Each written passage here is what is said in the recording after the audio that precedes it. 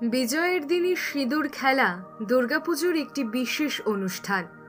কিন্তু বর্তমান দিনে যে বিবাহিত নারীর সিঁথির সিঁদুর অন্য সময় দূরবীন দিয়ে খুঁজতে হয়, তাকেও এই অনুষ্ঠানে অংশগ্রহণ নিতে দেখা যায়।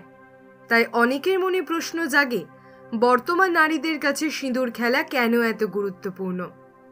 হিন্দু বিবাহ রীতিতে সিঁদুর দান একটি লৌকিক আচার মাত্র, কিন্তু সুপ্রাচীন কাল থেকে বিবাহিত নারীরা স্বামীর মঙ্গল কামনায় সিঁথিতে সিঁদুর পরতেন।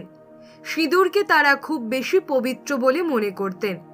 আর দেবী দুর্গা যেহেতু বিবাহিত, তাই তার বিদায় বেলায় তাকে সিঁদুর পরিয়ে ও মিষ্টি মুখের মাধ্যমে বরণ করা হয়। দুর্গাপুজোয় যেসব উপাচার দেবীকে দান করতে হয়, তার মধ্যে অন্যতম হল সিঁদুর। ভবিষ্যৎ পুরাণ মতে সিঁদুর ব্রহ্মের প্রতীক।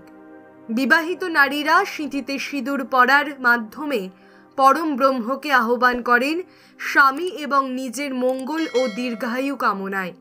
মনে করা হয় পরম ব্রহ্ম সংসারের সকল দুঃখ কষ্ট দূর করে সুখ দান করেন ভক্তদের।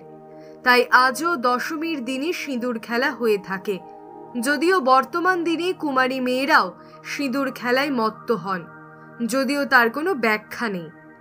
এই রকম ভিডিও দেখার জন্য আমাদের চ্যানেল সাবস্ক্রাইব করুন, ভালো লাগলে লাইক করুন, কোনো প্রশ্ন থাকলে কমেন্টস করুন।